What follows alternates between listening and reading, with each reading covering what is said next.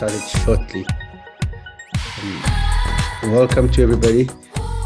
HPL, that three-letter acronym that everybody sometimes fears, but hopefully tonight we'll learn to love those three-letter acronyms. High performance leadership. And tonight we have myself, and I'll be assisted by two very competent Toastmasters for this evening. So I'll take this opportunity to start by introducing Dorothy, I think, who is on the screen currently, and I'm sure you've met her at some point or another. Dorothy is DTM on both the legacy system and pathways. So somebody who's got a lot of experience and who must have done at least a few HPLs. So a wealth of experience that we have. She is a past division director, a lot of leadership experience, a member of many clubs. To name a few, you've got Golden Gavel Advanced Club President, Sell the Sizzle, Club Secretary, Zenith Advanced Clubs, Evolving Ladies Toastmasters, Dream Achievers Toastmasters, many more. Sunday Sandana Toastmaster, the Phoenix Toastmaster. So help me welcome Dorothy, who will be assisting us. She will focus on doing the Q&A in due time. And the other person that will be working tonight with telling us more about HPL is Linda Nkosi, and I will introduce Linda to you shortly, who is the butterfly, not the worm, but the butterfly. So Linda is aptly dubbed the butterfly. She has emerged from a cocoon into a confident and capable leader in personal development, leadership, communication, and has a strong business acumen. She has a strong business acumen. She is a business analyst. She is a Toastmasters Learning Institute trainer. She has been the Division L Toastmasters Learning Institute coordinator, president of Rosebank Toastmasters, the Gordon Institute of Business Science alumni, business club secretary. She is level area L3, not level 3, area L3 director, and a member of Rosebank Toastmaster. She will tell us tonight about HPL as we go along this evening. I'm then Mukendi. I'm Division H, Toastmaster Learning Institute TLI coordinator, and I'm bringing to you tonight the HPL training. So help me welcome those, and I will display the presentation shortly, and we'll get started without a notice. So here we go. I'm enjoying all the attendance, just keeping an eye on the numbers that are creeping up and growing up. Thank you. Welcome, everybody. So, and we'll get started shortly. Where's this? There we go. Share.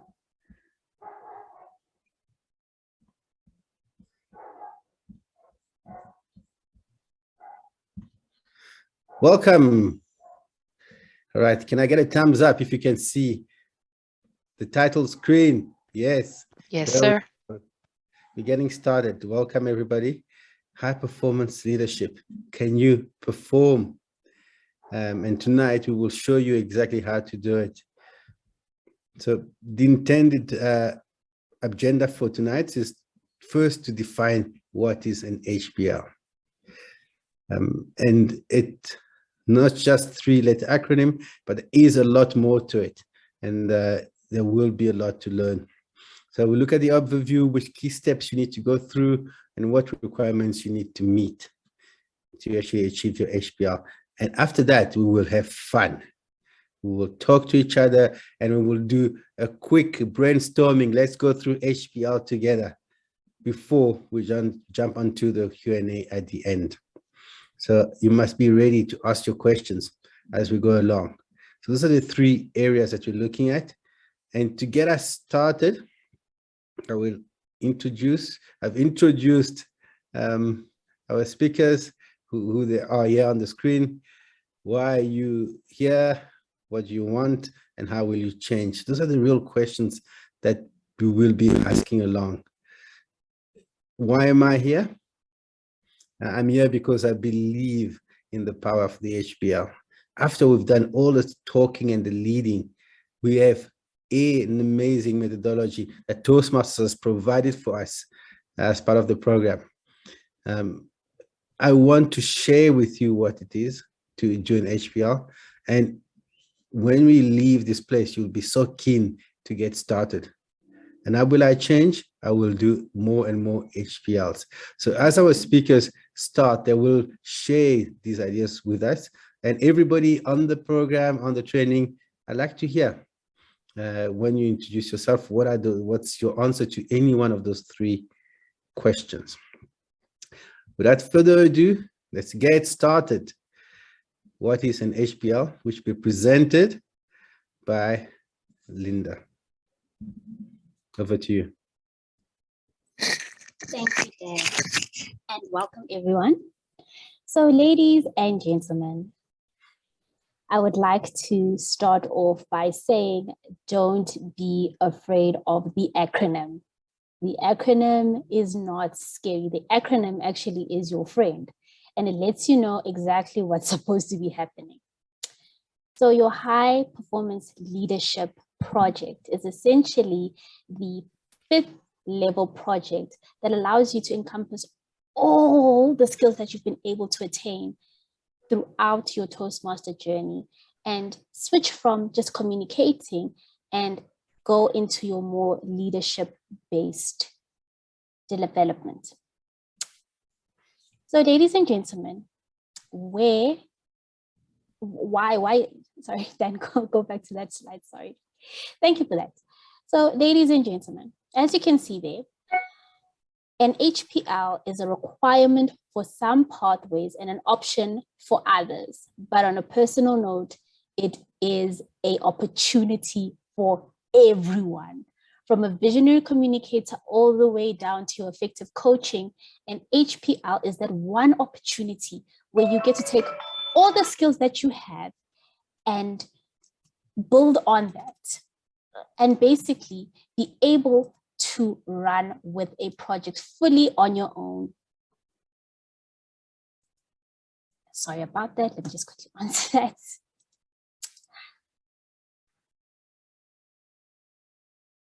So why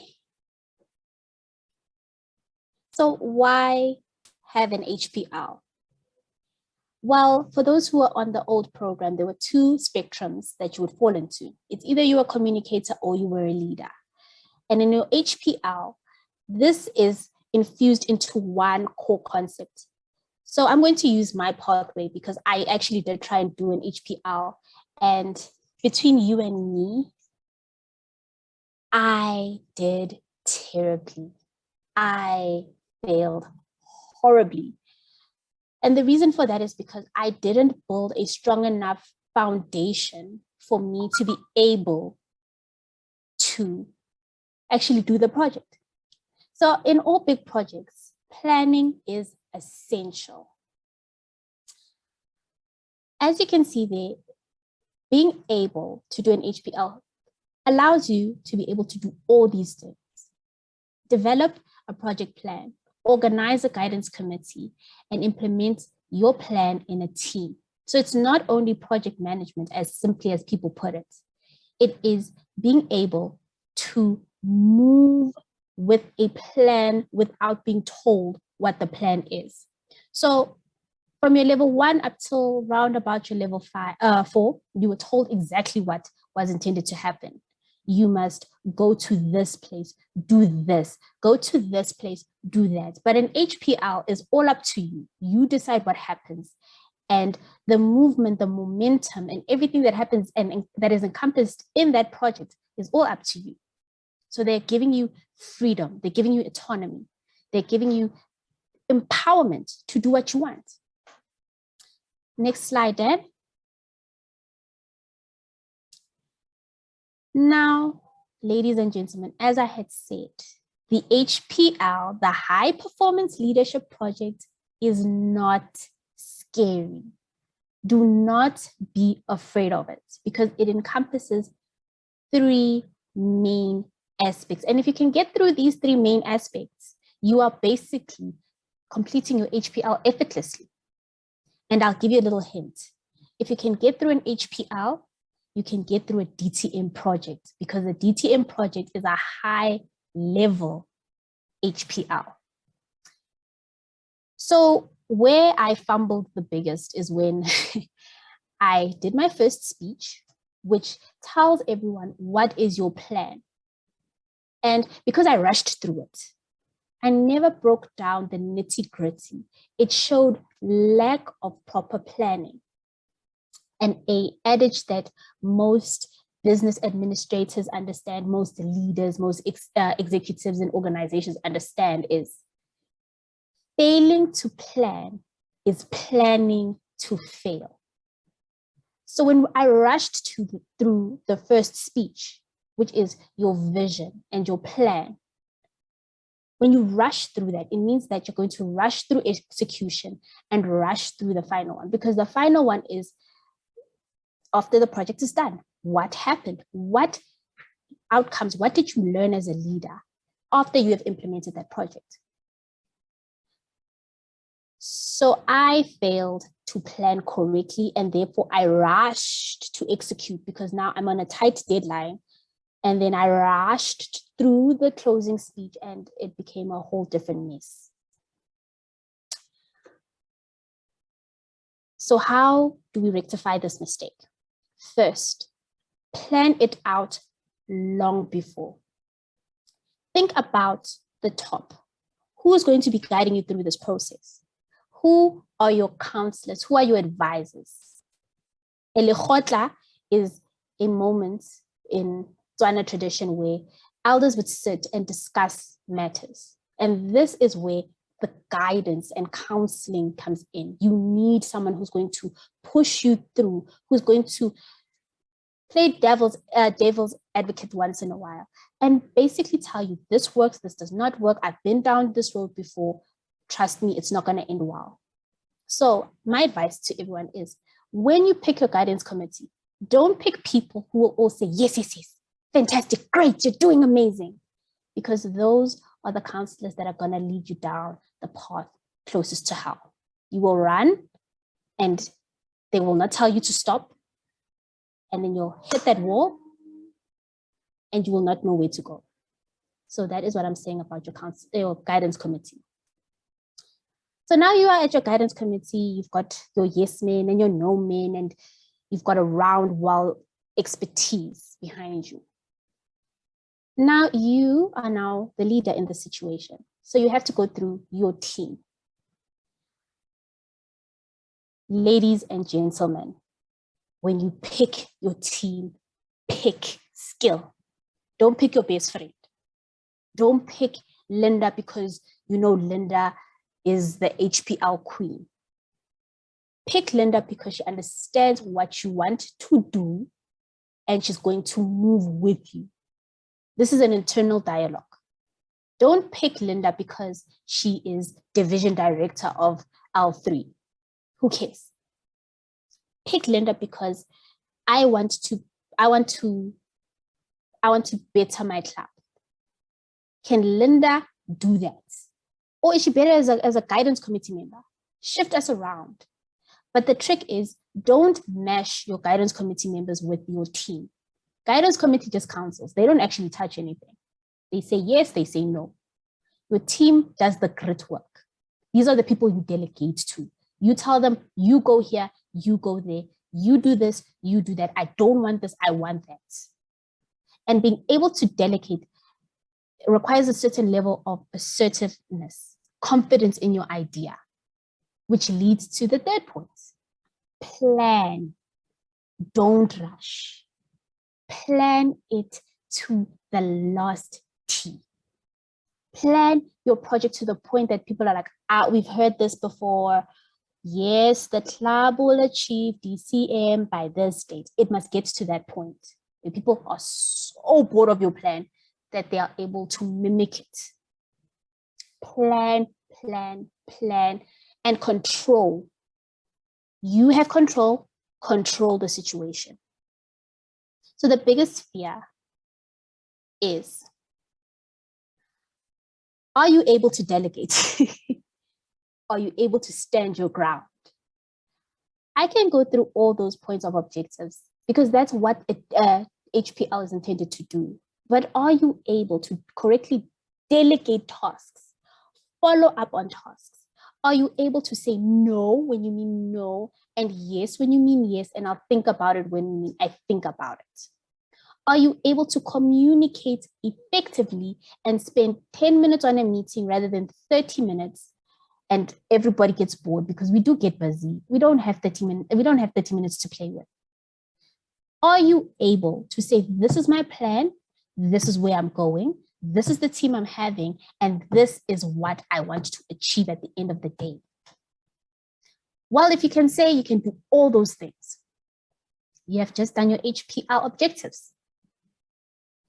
Next slide, Dan. Now, as I had said, this is an exercise on leadership and not on management. I'm going to ask one question. What is the difference between leadership and management? And all the people who know management, the difference between management and leadership, please don't stress me with the real long answers. Just the one worder. I'm going to pick someone. I'm going to pick Ketsu. Ketsu, what's the difference between a leader and a manager?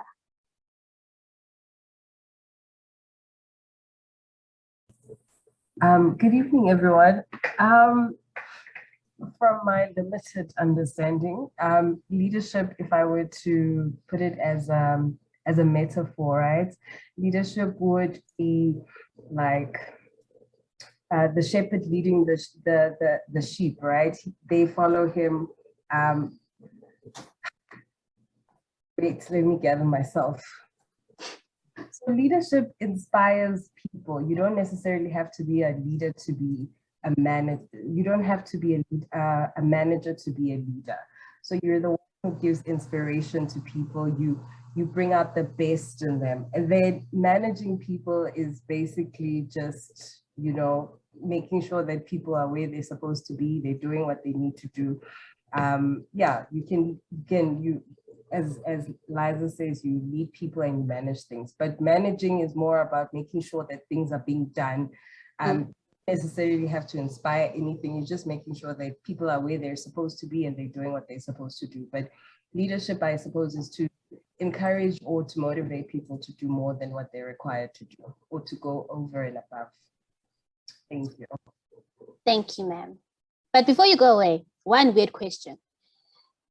Do you believe that you are the leader that you would follow blindly?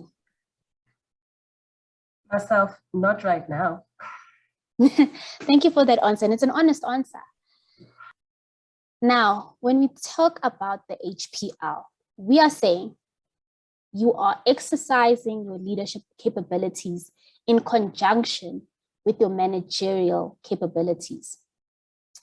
Here is where people make the mistake between the two. They think leaders and managers cannot coexist. You're either a leader or a manager, but that's not how it works.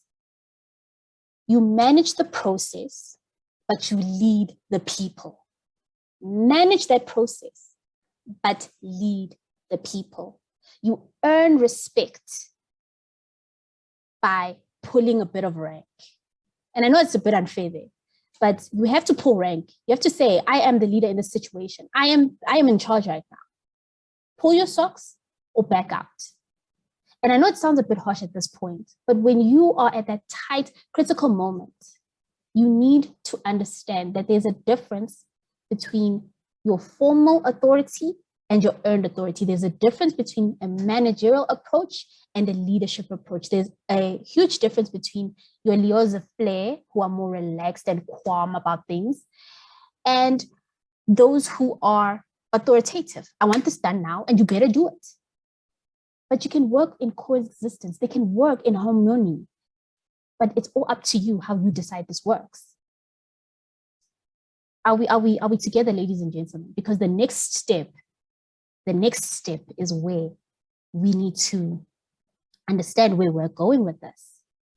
It doesn't matter what project you decide to do. Really, it doesn't matter. The trick is, are you able to facilitate the different aspects of leadership? It doesn't matter if you choose to be president for the year and that's your HPL. It doesn't matter if you decide to do a COT. It doesn't matter if you decide, you know what, I don't want to do anything Toastmastery. I want to move to something outside.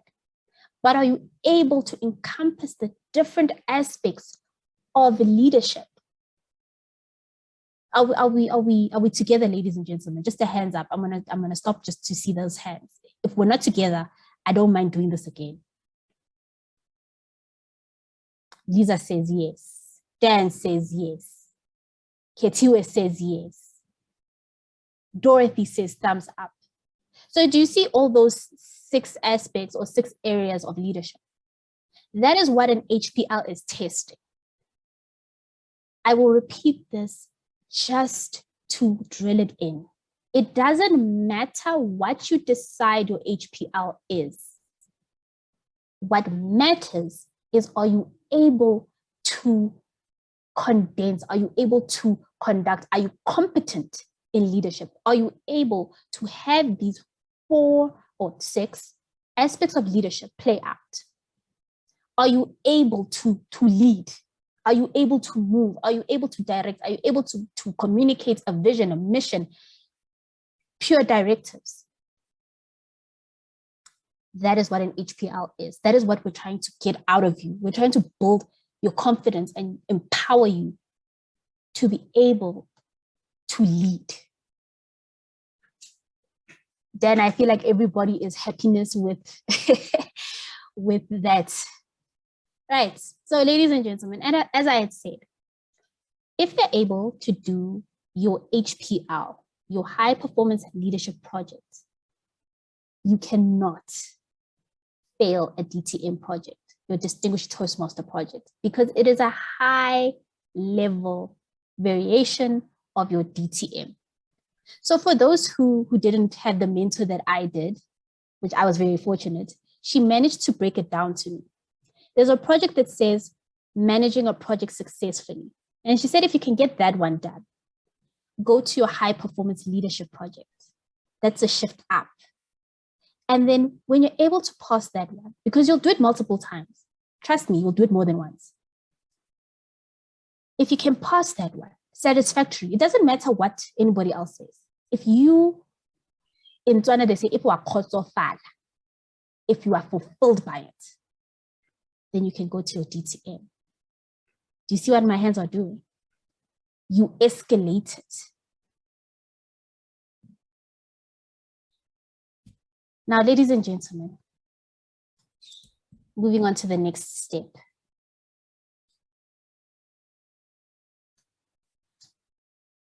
Dan, do you mind just handling just for a few seconds? I just need to run and do something quickly. I'm so sorry. Yes, that's okay. I'll take it. This slide, I think this slide is quite a key slide in terms of overview of what you're dealing with, right? Because I mean, we've looked at the guidance committee, and the HPL requires you to have meetings with your guidance committee. And later on, we'll see that the guidance committee will, besides guiding you, at the end, they will give you feedback. That will be part of the evidence and the demonstration that you've done your HPL. So, and the guidance committee, there's an expectation of doing 5 meetings, right? 5 meetings. And on the other side, you've built your project plan, you've built your vision. And for that vision, you have a team that actually is performing the work. That you are the project leader and you've got your project team. It's unlikely that you have necessarily 5 meetings. You may have a lot more meetings to cover your project. Yeah? You'll have as many meetings as you need to cover your project. And there are the club meetings, that the interface that you have with your club, which is very important. The initial one, we've touched on it already. It's the first meeting, the first speech, where you define your vision and your plan, and you've got excitement. And a vision is that optimistic view of what you want to achieve, right? And at the end, you've got an opportunity to reflect and say, okay, this is exactly how the project went, etc., etc. Right? So if you look at that, it's a few meetings, and it's not scary in the sense that it's a lot of things to do, because you can plan around it. If your guidance committee is part of your club, you could do a 15 minutes after the club meeting to do a quick catch up, or you can do it at your own time, etc. Right? So if your project team, you might, because it's something that you've got a vision for, meeting would be easy, agreeing to meet at whatever time. And your club meetings are they're on your calendar and you attend. And that gives you the ability to actually do an HPL. So now, if you want to rush through an HPL, so if you look at the number of potential meetings you're going to have, plan ahead, plan ahead, plan ahead. So that's quite important, because it does require a good amount of activity from your side to do an HPL. So while you're busy with the HPL, while you're in the middle of it, there's a few things that you need to keep track of. Right? So generally in the HPL, they consider this the midpoint, but it's at any point in time when you want to stop and reflect and say, are we still on track? Are we still going the right way around? So what are you looking at? You're looking at progress. Are we actually making progress? Are activities being ticked off? Are we getting close to the vision, to the objectives? It's likely that you will meet some obstacles that can come your way, that are outside your project, that are there. You want to resolve those. You can have internal problems that you have in your team, and your team can change in the middle of your HPL if necessary. Right? So you have to, as the leader, as the HPL person, you have to decide, do we still need this? How do we deal with internal problems? Setbacks, you've made progress, and for some reason you've been pushed back to a level that you're less than where you were, right? And issues that can come up. So this midpoint, or any time in the project, while it's not completed yet, that's the reflection you expected to do and you intended to do, right? And at the end of your HPL, like every good Toastmaster, you have to have a review and you have to reflect. So we touched on the guidance committee, and there's a 360-degree review where you get your evaluation and feedback. You need at least one feedback, right? Because you need to have evidence and proof that you've done your HPL, and at least one of your guidance committee members has to give you your feedback. And of course, you've got your personal reflection. And when you look back and you think, did I achieve the requirements of HPL? Am I happy to submit this exercise, a project, as an HPL? Right? And of course, once you've done that, are you ready? You're happy, you're proud, you've done it, you've achieved what you wanted to achieve. You prepare the speech for the club. The second speech, the second one that gives feedback to the club. So that is an overview of HPL. So I just want to make sure you're still with me. Thumbs up, or if that first part has excited you enough, it's given you the overview that you needed to know for HPL. Yes, I'm getting that. Thumbs up, great. So, and then what we'll go on to next, we will do a lot of discussions, a lot of brainstorming, a lot of practice, so that you've internalized the initial exposure of what HPL is, but you probably have questions and you probably wonder, what is this and what's that? And what we'll do next. So set up your microphone on and be ready to show up. That's because we're going to do a lot of workshopping and brainstorming around HPL so that you can internalize what the information we've given you is. So are you stretching? Are you feeling good? Are you ready to go on? You can unmute and make some noise so I can hear you, because I will be asking questions. Every slide going forward is a brainstorming, is a workshop, and we're all participating, and you're all giving ideas and taking us through. So we're doing a mini HPL, high-speed HPL tonight with everyone. So, I'm ready. Yeah, there you go. All right.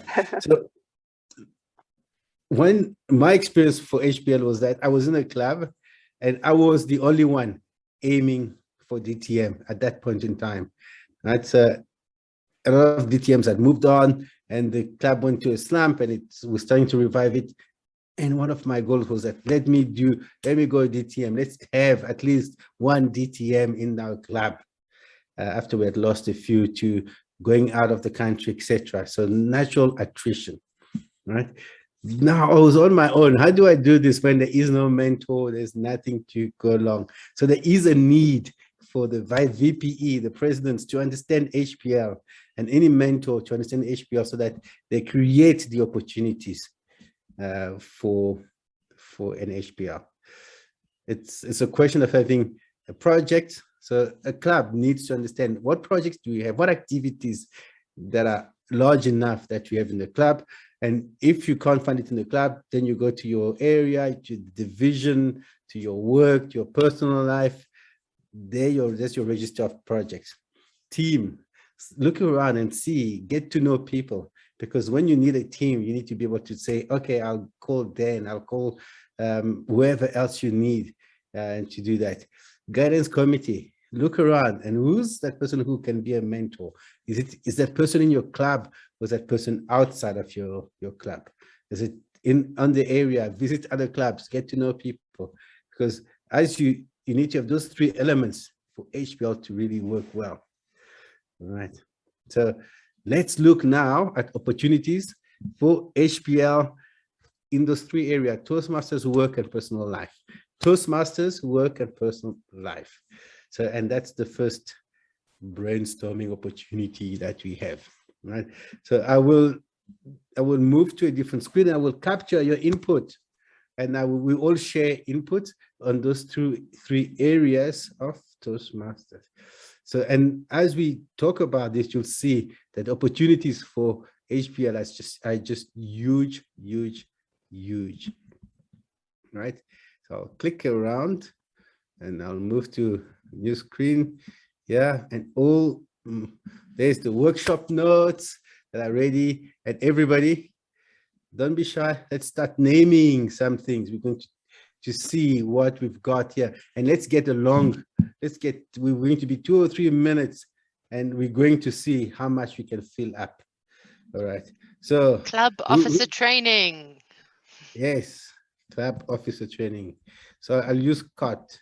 Yeah. All right. So there we go. So what else are you aware of that could be your HPL within either Toastmasters, your work, or your personal life? Contest. Speechcraft. I heard contest and I heard speechcraft. Okay, so that's good. And contests are coming up, right? Contests are coming up. Craft. Okay. Has anybody ever been participating in a wedding? How easy is it to organize a wedding? Is it easy or not? Can that be a project? Yes. Yes. A family reunion. Yes.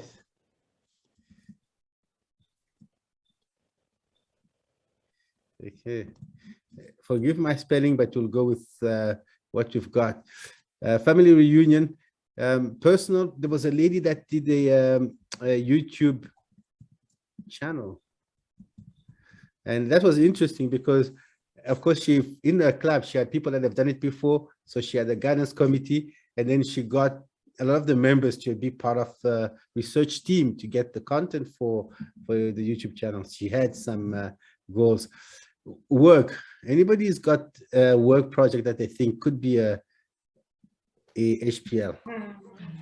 Product launch. Yes.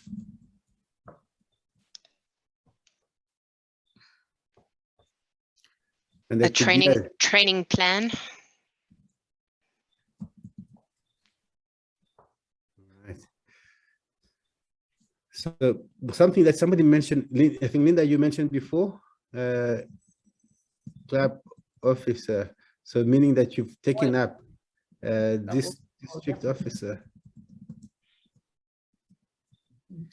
Okay, so in anybody on the line has been involved in doing a open house event where you trying to get 5 new members? Yes? No? Yes. Open house event. So you can see this list is growing very quickly, all right? You can almost The youth leadership program. Youth leadership program. Okay, there we go. For personal, you could add starting a business. Yes.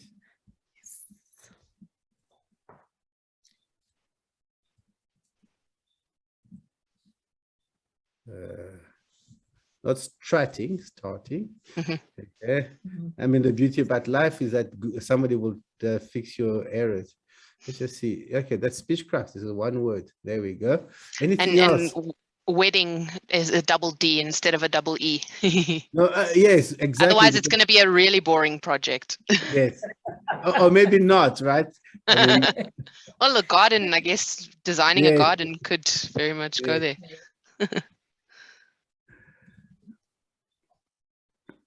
And I think at work there could be improvement project, improvements.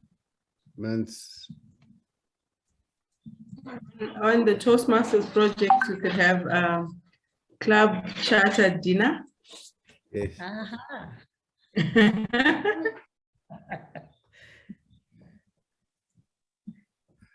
Club sponsor. So starting new. Yes. Moving a club from to use or to start using Easy Speak, so you need to set up the whole process. Yes. Okay. So as you can see, there could be a myriad. You do have space for one more under Toastmasters. What else can you think of that we can put in there? It's almost the list is unending. If you've got an activity, you can do it. Leadership handover. Say again. Forming a leadership handover committee.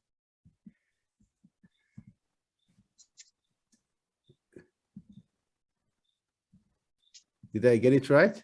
Leadership committee. Yes. Yes, I think there's a Françoise Bowen who raised their hand. Yes. For personal projects, I have 3 in mind: events coordinator, humanitarian, philanthropist. Yes. Does that work?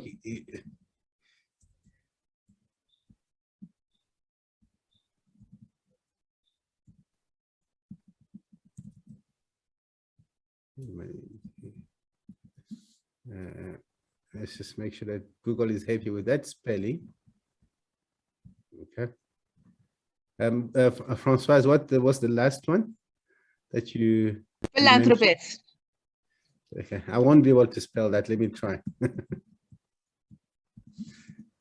Okay, almost. Philanthropist. There we go. Yes.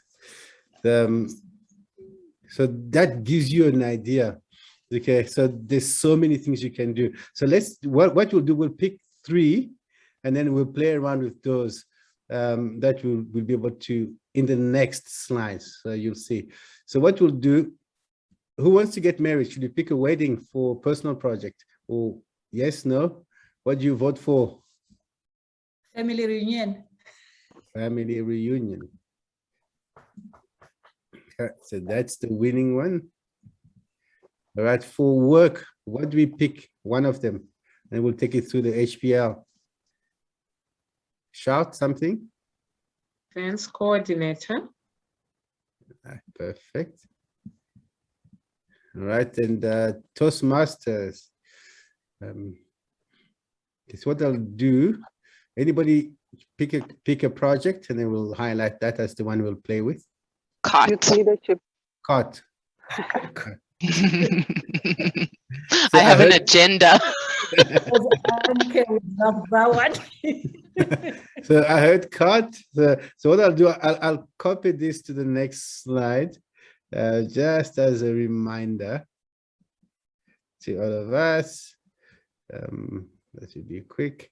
Events coordinator. That you know. So what we're doing next, we're going to create a vision for these. So I'm preparing so you can actually think about what's the possible vision for this project, right? So and the idea is that you kind of go through it so you get a feel for it, right? So what we do quickly. So what we've looked at that. Just want to make sure. So for each one of those, once you've done our vision, so we'll do our first speech, and then we'll be able to look at the rest of the activities. What's a vision? A vision is a far-reaching idea of the future that is not affected by any constraint. Far vision of the future. This is what we're looking at next. All right, a vision of the future. There we go. So what would be a vision for a cart? It's to hold a club officer training on a specific date. I feel like because Anka is the one who brought up COT, she should tell us her vision. To have well-trained club officers after the COT.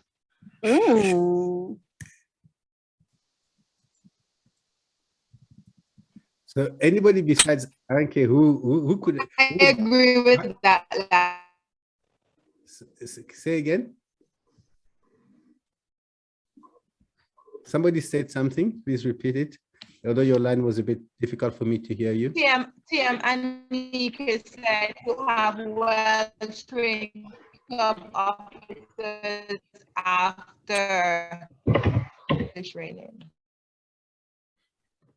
I have to say I couldn't hear you, so I will have to. She just agreed. Yes, agreed. So there could be, so as you go along and define a vision, you will share it with the club and your guidance committee, right? So if I look at it, provide a successful club officer training, to have well-trained club officers with. Dan, we've got a request in the chat that says, can you please repeat or show us the slide with the definition of vision again, just as a reminder? Yes, I will. At least I'll use a random number, 70% trained. Let's see. Yeah, it's 1D. All right. There we go. So one level up.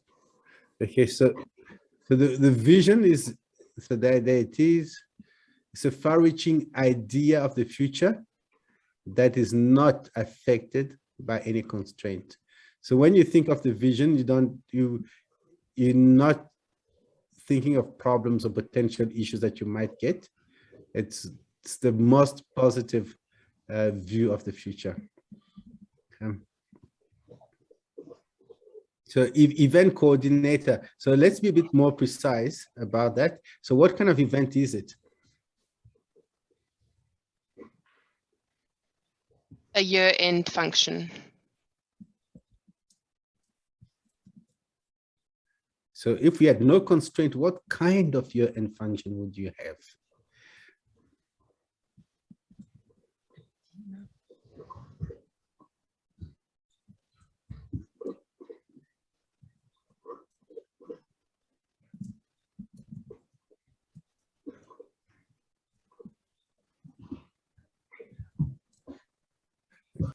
Anybody agrees or disagree? What could be a, is it Sikani? So somebody raised, yeah, Sikani Sile, Mabena, yes. What kind of year-end function would you go for? What would be your vision for a great year-end function? Firstly, the year-end function should be attended by all the staff, because it's boring when some staff members don't attend and the company has gone all out for everyone. And not only is the year-end function attended by all the staff members, but it must also be an entertaining one. Not that when we get there, we are staring at each other. So in a simple terms, it should just be well attended and an entertaining function. Yes. So with amazing entertainment. Thank you. Family reunion. What could be your vision for a great family reunion? Well, it will be to get all family members from all the different continents where they are scattered to meet at a particular place or space, you know, to just celebrate life and family. Yes. So once you think of a project, very quickly, you start thinking exactly what you want your vision to be, right? So vision it's the opportunity to be very optimistic about what your project could be, which is quite important. So we will look at the next step, which would be your guidance committee. I think what I'll do, I will not go back to presentation mode so that to facilitate the process of jumping around. Okay, so what HPL requires, you need to have at least 2 members, okay? And at least one must be a Toastmaster. Yeah. So, and that's why you can actually do a work project, because if you're fortunate enough to have a corporate club, you can actually have a Toastmaster being in your guidance committee if there are no limitations on sharing of information.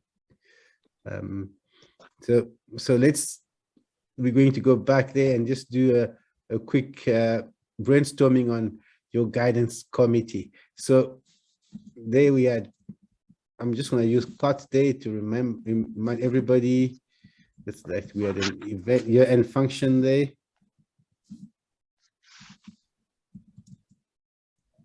And then we had the family reunion.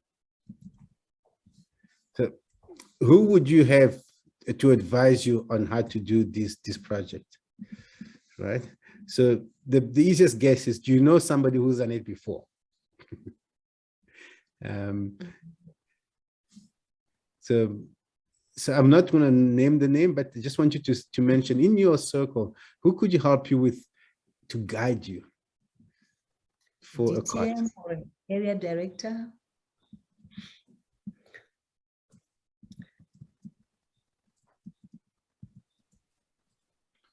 Right, so, and this could go on, right? You can have TLI members, you could have district officers. If you have an existing mentor that you think is experienced, mentors. So, and minimum is 2. If you want to go for 200, then it's up to you to manage them. If you understand, right? So the more guidance committee, then you have more opinions, but at least one should be a Toastmaster, and you base it on depending on the project you're running. Year-end function, who would most likely organize it? Would be the corporate affairs, or would it be or it could be a department one? So you need to department or who, HR. Yes. Procurement. Because there might be cost involved. etc. So this will be the equivalent of your steering committee in a typical work environment, right? So those are the people, the stakeholders that are really interested in the project. So and it could be, for example, it could be the manager of the division, etc. Right? Okay, now family, who would be the guidance committee? Some people would say stay away from involving parents. They might have too much to, they will make sure everybody is there. But the idea, of course, yes? I heard a comment. Maybe influential members of the family. Yes. And we know who Like, they are, right? In each family. Like auntie so-and-so, yeah, or uncle so-and-so, the brother who speaks and everybody listens. Yes. So you know who they are, right? And especially if those, especially if they've got an interest, right?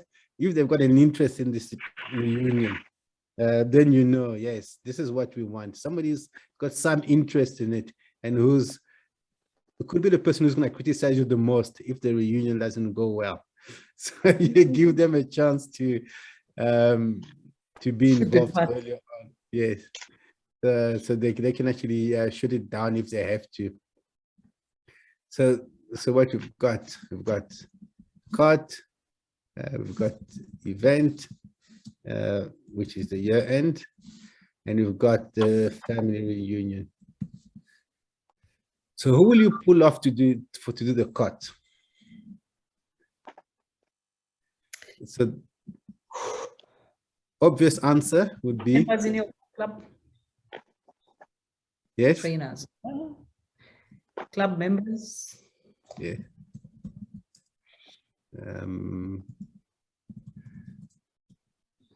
So actually, when you think about it, actually it starts coming up, right? Because you'll have an agenda, and everybody that's in the agenda is obviously your team members, right? And you'll have extra people that you do whatever else is needed. So your guidance committee might know what else you need, but you can almost figure it out yet this part, because you have a guidance committee, you've got mentors that are part of that. So the same with the year-end function, right? You'll know who in your team is a member that can actually help you organize this. So we'd go back and look at who can be in the team. I think I should have done it first before we jumped there, but let's just quickly look at what HPL says. It says that you select team members who have an interest in your project and that will benefit from being involved. So at least 3 other members, right? So for Toastmasters purpose, at least 3 other members that you're looking at. So COT, I've suggested those, you can add more. Event, year-end event. I don't know if anybody here has organized one, but who would you go to and say to get help? Colleagues. Yes. Some people just ask the juniors to do it. The heavy lifting is usually done by juniors. It could be, you can actually hire an asset company. You know, so there could be anything that you could have there, right? It's people that have got an interest and people that will help and will make sure the product is successful. And I think family, I can almost guess will go the same way. You know, get the nephews, you know, to do the heavy liftings, the nieces, etc., etc. You know, if there's an auntie that loves cooking, or if you're going to go to a restaurant, who's going to call and etc. So then you've got your project team that's it's set up. So this is a quick HPL that we're going through quickly. All right. I just want to make sure we can go to the next slide. The project plan. Okay, so this is where it's going to get a bit of fun. We're going to do our mini project plan very quickly. And everybody get ready, your ideas, you know where we're going. With HPL, we've seen what it entails. Develop a plan, including well-defined goals delegate tasks. I mean, Linda told us about delegation already. Be sure that your plans remain reasonable in scope. I think that's extremely important. And then we'll go. Okay, and Toastmasters, in good fashion Toastmasters, they give you a template and you can actually use it as a guide, right? So I'm looking for people to shout and say things. So what would be a COT, the purpose of a COT? You can see your vision was already a hint what it was. What's the purpose of the COT? Train officers. Officers. Say it again. Train as many club officers as possible. Yes. The work event, what is it? To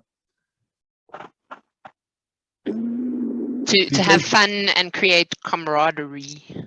Yes. And I'm going to use the usual word. Thank you, Anke, for challenging my spelling. So and the family reunion, it could be to connect families. Reconnect, yeah. Okay, I'm not going to rename. We've already know who's part of the team. We did earlier on. So, and then for resources for COT, you can list as many as you need, but you get a sense of what you need, right? A Zoom account. Yeah. Account. Trainers. Yeah. Trainers are more part of your team, but I see where you're going, right? There's the human resources that you need to help you, etc. So work project, the year-end function, you may have to decide, are you going to host it in the company or are you going to take it outside, etc. Right? So would it mean? For example, can I use the word facilities? Yes, and budget.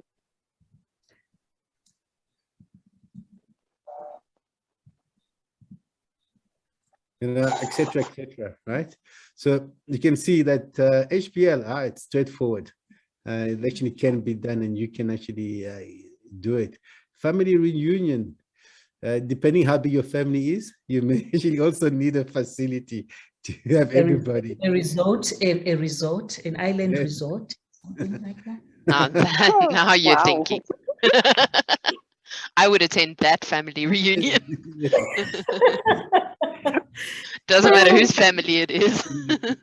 Right, as a person can be adopted. Okay, you actually don't need entertainment, you'd be entertaining each other. But, but it gives you an idea, right? It's if you look at a typical wedding, right? You may have a wedding DJ, photographer. So, I mean, weddings it's a whole project if you're part of the family that's organizing it. And without knowing, it's actually is a HPL that you're running, right? So deliverables, the hint is in your vision, because in your vision you might say you want to, I'm gonna be optimistic. You want to train 80% of all officers.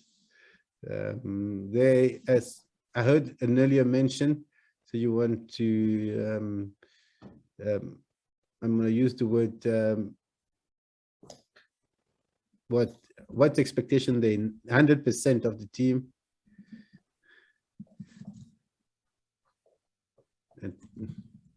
and improves morale.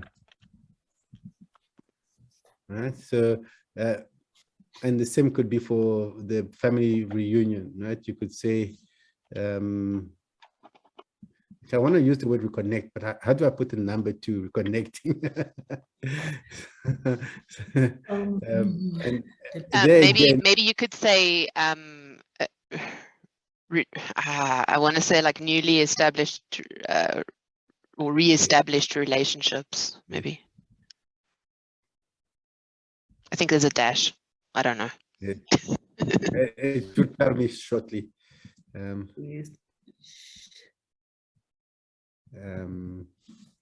and meet new members. If there were new children that were born, yeah. So you might, and then as you go around, you can see the family talking, and then milestones. It's how you want to divide the progress, right? So in planning for COT, typically, what could it be? One could be advertising. The trainer's briefing. Trainer's briefing. So, and it would be registration. Object as you plan it. Yes. Registration. Yes.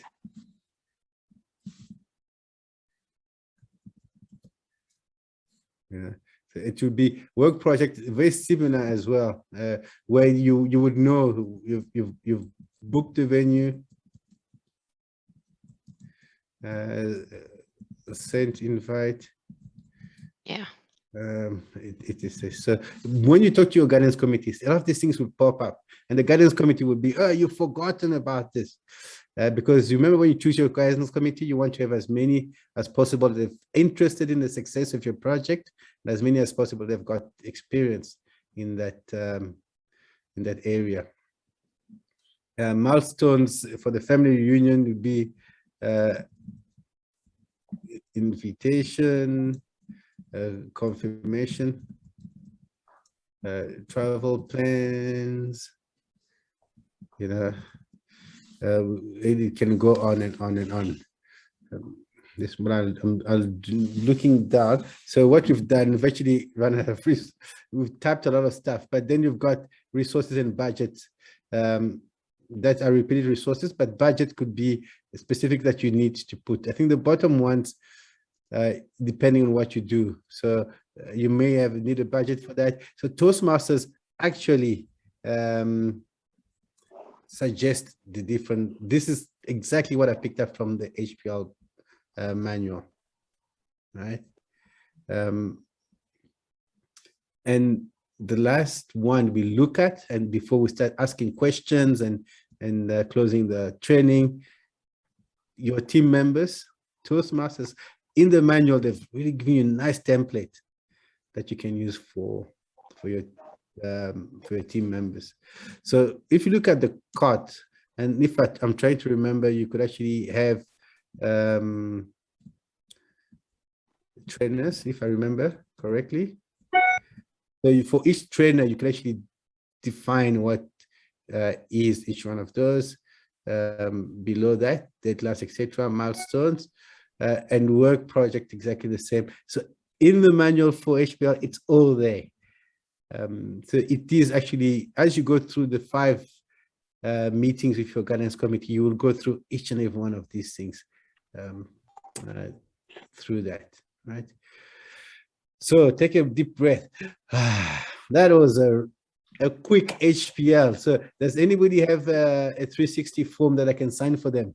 You know, it looks like everybody here is ready for an HPL. Huh? So I just wanted to make sure that this loads properly. Q&A, here's we've arrived at the Q&A section. I'm sure you have a million questions on HPL. That questions that popped up, what we were discussing and workshopping, or questions that we haven't answered that you've always wondered what it is. So for that, so Dorothy will really lead a lot of the answers. Most experienced Toastmaster in our team of HPL coordinator, DTM on the previous one and this new one. So Edith, what is your first question, please?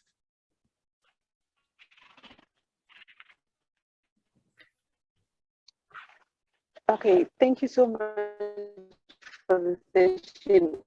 It has actually demystified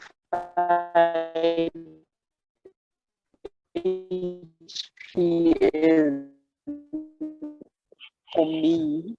But one question that I have is, there is no specific time frame. Time frame, yes. So Edith, your your line is a bit difficult for me, but if I understood your question to Dorothy, is that what is the time frame? How long should an HPL be?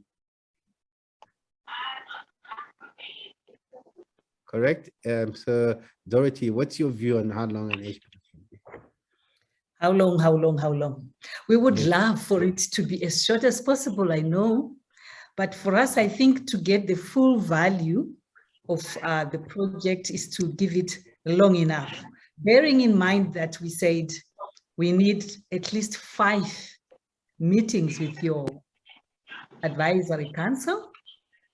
And then you need also time to be working with your operations team. So I think what is recommended is 6 to 8 weeks minimum, but I think it can stretch to 3 months. It can go to a year even, depending on the size of the project. Anke, do you have anything to add on to that? Or anyone? Thanks for the opportunity. I would just say, not having done an HPL project myself before, but having kind of managed a lot of big projects for Toastmasters and, well, mostly for Toastmasters, I have found that it's going to take as long as when you start it from. So basically, the moment you have a deadline date, try and get started. If you've already got an idea of when it needs to be done by. And I mean, if the time is short, just get started regardless, because you're already behind. So sometimes that's the case. But yeah, it's gonna take as long as the time that you give it, and you can get started way ahead of time and make it really comfortable for yourself, or you can lastminute.com it and then be a whole lot more pressured. Right. Okay. Yeah. So I totally agree with Anke there, and so give it enough time to brew. And like I said earlier, you need about 5 meetings with your advisory council, and you need time to be talking to the ops team. So 6 to 8 weeks recommended, longer depending on the size of the project. And this is, I think, something that maybe needs to be mentioned, not to do it in reverse. As in, after a special project, you think, oh, this could have qualified to be an HPL. Right. So we want to trust the process. We want to trust the process and say, okay, I have a dream, I have a goal, I need to make it an HPL. And the beauty about Toastmasters is you never have to go it alone. Hence, like Dan was saying, it's all in the manuals. If you read the manuals, there's a step-by-step way of doing an HPL. So follow the process, and that should make it a lot of fun. I hope you answered. Yes, Definitely. Thank you so much. Yeah. So, more questions? Don't be shy. Raise your hand. Start speaking. Is it all clear? I see Yes, Lisa's please. got a question. Yes, go ahead. Hi, good evening, Dan. Good evening, DTM Dorothy. I just have a question on the meetings with the guidance committee. And in this era, would it be sufficient when I call for a meeting on WhatsApp to discuss issues to do with the project? Is that sufficient? Good question. Thank you, Liza, for that question. A meeting, what is a meeting? I think we have defined a meeting because of the situation that we have. So what used to be a face-to-face meeting or a meeting where we are in office has been translated to, we can meet online. We can do it on WhatsApp. We can do it, in a Zoom call or whatever, as long as the essentials of a meeting are satisfied. So in a meeting, I think essentially it's a people meeting to brainstorm an idea or to discuss an idea. There is an exchange of information. And so if you can do that on WhatsApp, I want to believe that is that can qualify to be a meeting, as long as your agenda is set and it satisfies the objective. Dan, what do you think? Yes, there is, of course, the manual will give you a suggested agenda. right? So the manual will give you a suggested agenda and require you to discuss certain things with your guidance committee. Please use that. Please use that and use it as the basis of a discussion. Yeah, but the agenda is key, and you have guidance on what the agenda can be. I've got Francoise who's posted a question on the chat. My internet is okay. Let's skip the internet. Is HPL one that will benefit those of us in level 5 especially? Yes, HPL is required at level 5, but I'll ask Dorothy to talk to us a bit more about when is it the right time to try HPL. Okay. All right. So thank you for that question, and thank you for heads up, Dan. So an HPL is required for level 5, and I think after level 3, you can start on an HPL. Why? Because maybe an HPL is about planning a club officer training, and your level 5 is in maybe 6 months ahead, but you want to do your HPL. So like what I did, but when I did my HPLs, I was told that I could do my HPL and bank it against the then advanced leader silver. So I then did a lot of HPLs and just banked them. And when I needed them, I could just, pull out the reports. So yes, you can do it. You can do them as soon as you can or want, or there is the need for an HPL. For instance, if there is need for an open house in your club and you are only in level 2 or level 3, but you want to embark on an HPL to do an open house, by all means, go for it. You can always bank it for when you need it. The difference again then is with your DTM project, which is similar, but you only do that one after your level 5. And whereas when HPL, you choose to do it, the DTM project, you are actually invited to do it. You actually write to Toastmasters International that you want to do it, and then they invite you and give you the required information to do it. Linda, you mentioned that your HPL, you studied too soon. So what's your view on studying too soon? So it was too much too soon. My advice when it comes to your HPL is, like Dorothy had stated before, give it time, let it brew, let it simmer. It's like fine wine. The longer it stays, the more you benefit. So if you're a level 2, I actually advise people when they get to their level 3 towards 4, let your VPE know that you're going to do an HPL so they can support you and give you the guidance that is needed already. Your VPE must have gone through maybe 1 or 2, or know someone who has gone through 1 or 2. So your level 3, 4-ish, when you think, okay, I'm stable enough, I'm confident enough, then try and start planning from there onwards that I would like to do a HPL. And then you can start getting support, because what happened was I got support, a lot of support. And then because people were holding me up, I ended up just trying to get as much done, because now I'm realizing, when you're around giants, you get a bit excited and you're like, I can do it. And then you exhaust yourself. Again, right. This is a marathon. You will exhaust yourself. Don't try and run way too fast. Pace it. And it is a benefit. I mean, yeah, you're becoming a better leader. So absorb the lessons as they come. That was my right. I like what Linda says, yeah. And it's like we say, Toastmasters is where leaders are made. But I've also coined a saying that says, everyone can lead, but not everyone can lead. What does that mean? It means this is an opportunity for you to learn a real leadership. I liked it earlier on when Linda was explaining the difference between leading and managing. And I remember in one of my HPLs when I really hustled and tussled with my advisory council. Why? Because as a doer, I wanted to do and I knew I could do. But the whole essence of a high performance leadership program is for you to learn to lead others in accomplishing the goal. So I remember a situation where it was do whatever you can as long as you're not doing it.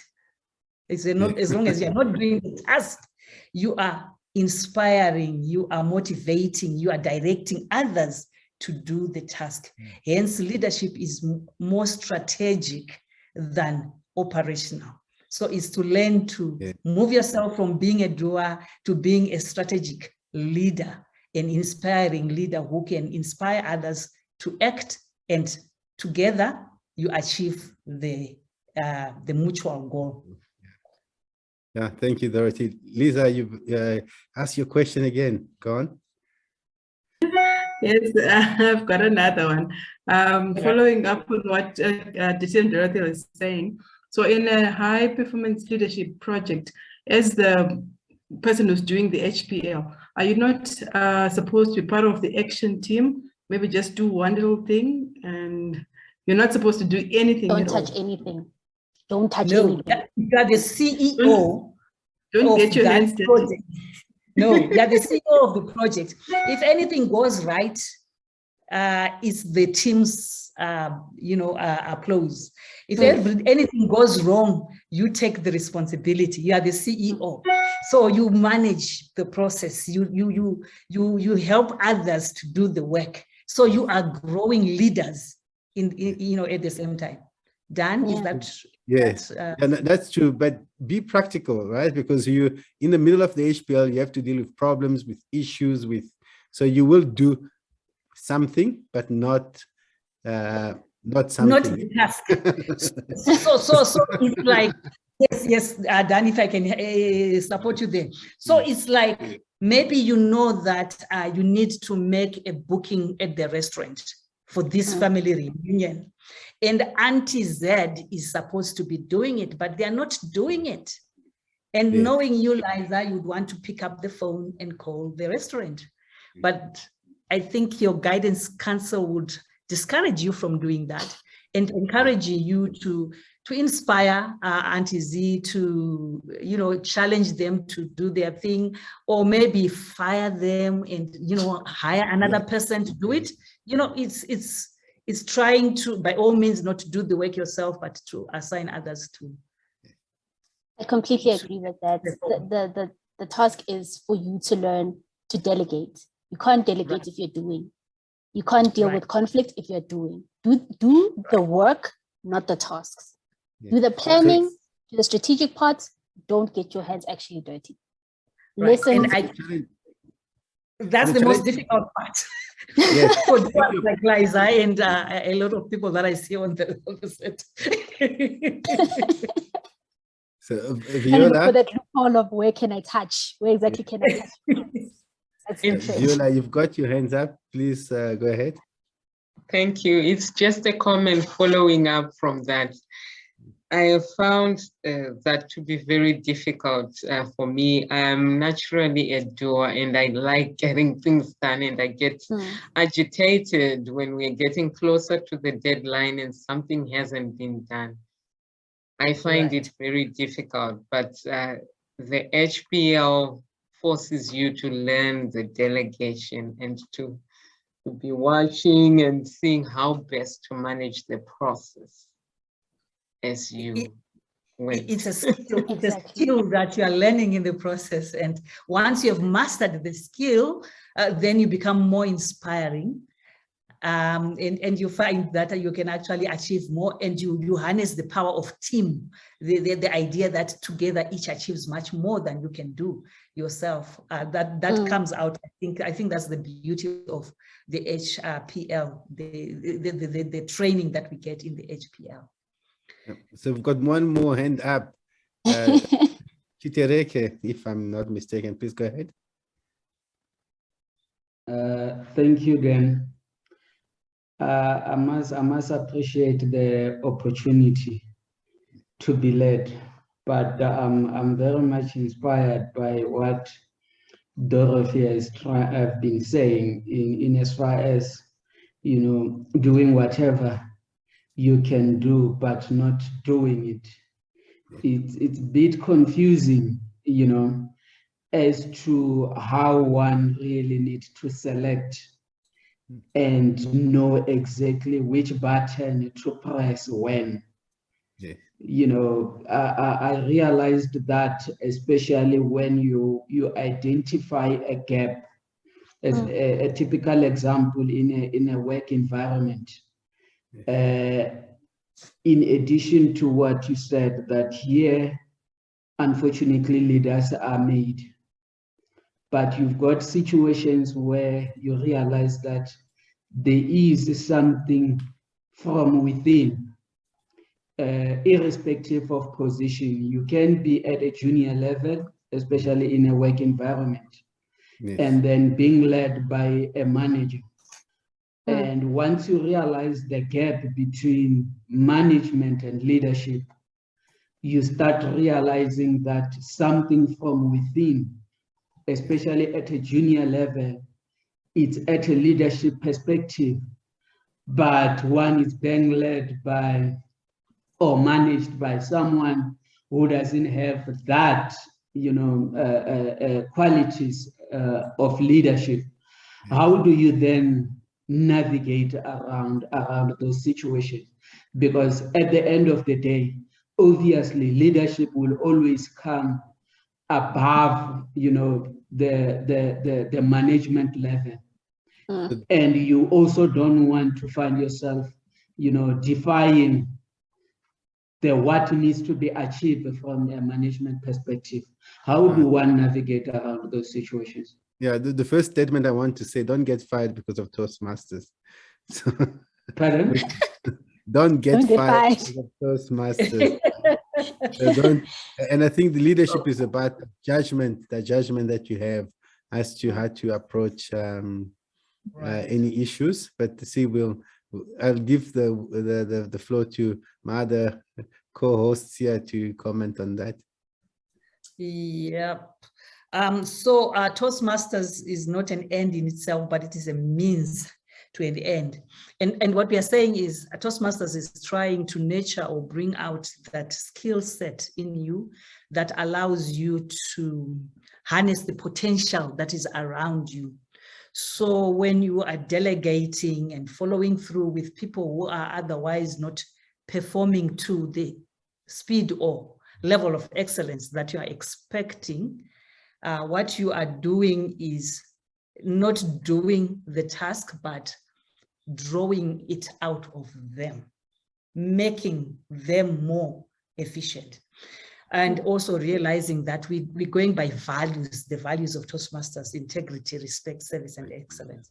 So we are saying when you assign a task to someone, you are holding them accountable to performance of that task, hence integrity there.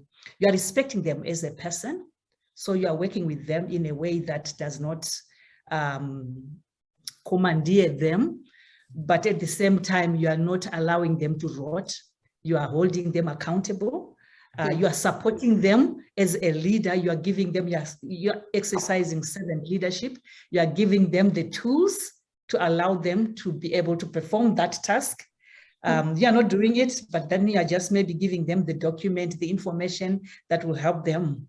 Yes, you haven't made that call, but you know, if you try this other number, or you know, if you use this other account, you know, things might help. So you are developing yourself as a leader and also developing others as leaders in those specific roles. I hope that works towards answering you, sir. Linda, that answered you, sir? So I'm trying to because I have a bit of a more others would say aggressive approach to things. If you, I get straight to the point. I want results, and which is why maybe the HPL was a bit more difficult for me. So if you are dealing with a manager, you as a leader kind of have to be tactical about this. You can't tell your manager, who is your superior, listen, you are wrong. You're stepping on toes. And that's not what leaders do. They don't step on people's toes, right? Same thing with a project. You are learning to motivate, inspire, and persuade other people to do what you want. And that requires a bit of finessing. Sometimes you want something done now, but you don't have that energy and the time to say, look, sir, I understand you're my superior, but I need you to understand that this project needs to be done today. And sometimes you don't want to kumbaya. Sometimes you're just like, I need you to do this now. And sir, sign this off, get it done. But that's where you finesse. And you're like, sir, remember, I asked you to do this. And maybe if I do it, not I do it, but maybe if I ask the lady from HR to do it for me, would you mind? See, asking advice from your superiors makes them feel like you considered me. But those lessons of finessing are learned. And that's why we're here. So it draws us to the other slide, which I want to think is like, talks about power dynamics. When we're talking about authority, that there is authority. I am the division director. But then there's another authority that you can exercise, that I am an inspiring leader. So I am not following you because you are the division director, but I am following you because guess what? You have invested emotionally into this relationship, so I will do it, and probably do it even more than do it just because you've got a position of authority. That you done? Yes. Any other questions? I'm not seeing those hands raising up. This is a Toastmaster event, so shyness is not allowed. Yes, we've got one more hand. Please go ahead. Yes, I liked what Lindokuhle said. What do you do in an HPL with conflicting personalities? Yes. Because sometimes maybe if you are a passive introvert that gets things done, but you're dealing with a person on the team who is an aggressive go-getter, how do you deal with personality differences before they become clashes? Yes. So Can I answer this one? Yes, go ahead. Can I start this one? Yeah. Learn to manage yourself before you think of managing somebody else. Yeah. If you're able to control and regulate yourself, it makes it 10 times easier to understand and accept somebody else and be tactical with somebody else. So like I said, I am direct. I don't have time to kumbaya and ask 100 questions. I want this done. And if you get someone who is more, I am soft, I'm sensitive, I want you to nurse my feelings. If I did not know how to regulate myself, if I did not know how to say, Linda, control yourself. You're speaking to somebody else, calm down. I'd be in trouble, right? So I have a 10-second rule. You don't have to use it. But when it comes to conflict resolution, think before you speak. Reflect before you react. You will always have conflicting personalities, even in your own household. So I'm going to use Auntie Z. Auntie Z is flamboyant. She's loud. Azzy, she's the one. She's that aunt that everyone hopes does not come to the funeral because she's going to come in a pink dress. You have no right to tell Auntie Flo, listen, you can't come in a pink dress. You have to come in black because that's the idea. That's what we've decided. How you communicate with her and how you make her feel about her decisions is how she will react to you. That's where the conflict is there. But how people react to the conflict is how you engage the conflict. Don't confront. Don't antagonize the situation. Confront it, but don't antagonize it. Auntie Flo, pull it to the side and be like, Auntie Flo, I see your pink dress. I love it. Maybe for this funeral, do you mind trying? And give them options. You know, when someone feels trapped, they get more angry. Do you mind trying a black and pink one? Maybe is it a decision? Give them options, communicate, engage the person. And eventually you'll see that Auntie Flo really doesn't care that she's wearing a pink dress. She didn't even think that much about it. But if you go and say, Auntie Flo, this is wrong. Yes. Inspirational leadership. It's learning to be an inspiring leader, not to be what is that? Not a democratic, the other one, autocratic. An autocrat. Yes. Right. So we want to be democratic. Again, which takes us back to the initial part where we talked about the vision. When you have a vision, starting off the vision for the HPL, the idea of having this vision is so that you sell the vision, so that it's no longer your vision, it is everybody's vision. So you're all working towards one common goal. So you have to have buy-in at all levels for you to sail easier. And also is to learn to manage. In the real world, you manage conflict. Back to you, Dan.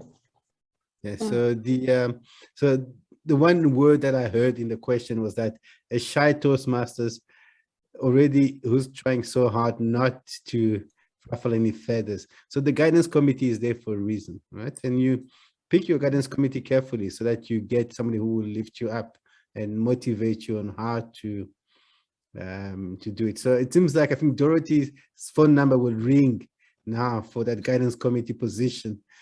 With all your experience in doing HPL. And I think this is important, right? Find those people that understand where you come from. If you're a naturally shy person, and that guidance committee, if this correct one, will advise you, because you'll bring the problems to the table and say, oh, I mean, I don't want to fire this person. I'm a nice person. I want everybody to succeed. What do I do now? And they might say, if Dorothy is on your guidance committee, she'll tell you, hey, you're now trying to learn to be a leader. Resolve this conflict, fire, hire, and whatever you need to do. There are some questions that were not asked, but I think it might be in the mind of some of the attendants. I want to see if we can cover them. Committee, non-Toastmasters involvement into HPL. So if you can touch on that. Yes. I think you need to have at least one person needs to be a Toastmaster. And I think it's for obvious reasons. We want somebody who knows the values that we stand for as Toastmasters. So we need the integrity to be observed, throughout the project, respect, service, and excellence. So one needs to be a Toastmaster essentially, but you can have others who are non-Toastmasters for the obvious reason that you want to benefit also from their experience and expertise. And who knows, they might actually be one for Toastmasters in the process. So yes, at least one needs to be a Toastmaster. And at the end of the project, you also need your guidance council to sign you off, at least one, but possibly all the members of the guidance council need to endorse that you have done the project and they've also evaluated your leadership using the 360-degree template. So one of the points that Françoise is making on the chat is that there are people have got different personalities, and sometimes you've got somebody who's got ADHD who's actually a member of the club and they happen to be in your team. Sometimes you get, and personally I've had the unfortunate experience to have the Toastmaster was conflicting with another Toastmasters in the club, and they were really getting quite nasty against each other. And those are reality of leadership, right? And if you may have experienced it at the office, two colleagues don't get along. And hopefully again, your guidance committee could help. Your mentor could help. You could reach out for beyond the exact HPL requirements. And the idea is not that you need to have a successful project. The idea is that you really apply the principles so that you learn, because the success is measured in so many ways, but you want to apply the principles to learn. So Dorothy, just have an addition to that, to my comment on how you handle difficult people. Thank you, Dan. And also it's understanding that, like we said, Toastmasters is not an end in itself, it's a means to an end. In the real world, you will have team members or members in your team that don't gel with you. How do you work with them? Because you have to work with them. In families, you might have a member of a family who is just not gelling with everyone. As a Toastmaster, what have you learned in the projects leading to level 5 on how to handle communication? And sometimes it's the way you communicate with the team member or the family member that will make sure that you actually establish rapport and make sure that you those goals are met. So it's the skills that we want to build, the skills we are learning to communicate more effectively and to lead better. And you don't lead people that you gel with, you lead all sorts.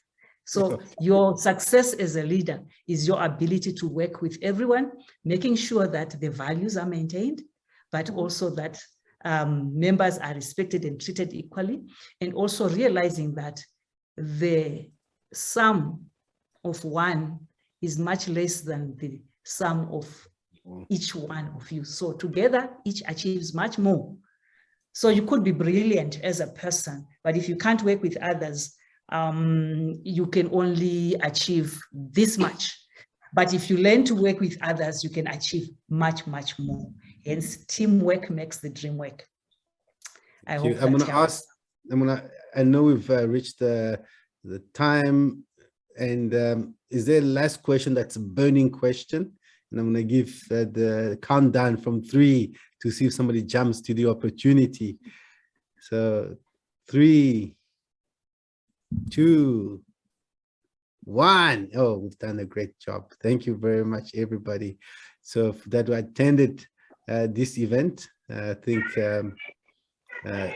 HPL is open for everybody to go and do. Right, I'm going to do the closing slides.